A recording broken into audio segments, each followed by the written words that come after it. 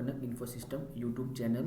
Today we are going to learn a simple way to add a new field in POS system and how to write its value to the backend. Now go to the backend code.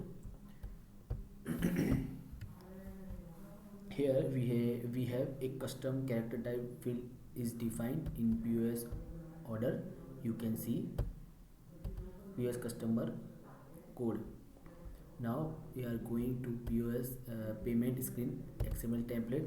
You can see this is payment screen XML template. You can see here also define the input type text field. Input type text field in POS payment screen template. You can see there this is payment method after payment list. This field is defined. Now going to POS payment screen. Now place a order, add the product and payment. Now you can see here custom field is visible, order customer code. You can see. Now click on the validate button.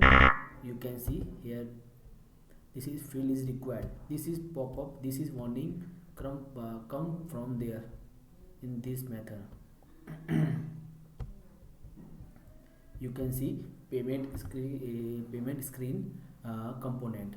This validate button. This method call from there.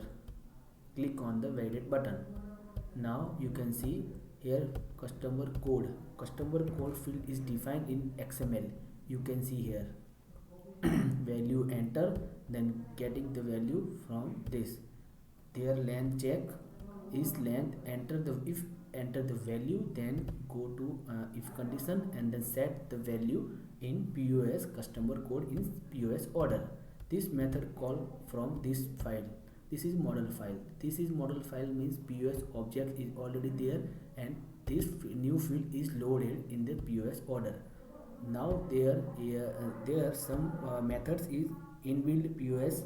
You can see this is required the methods by super method added.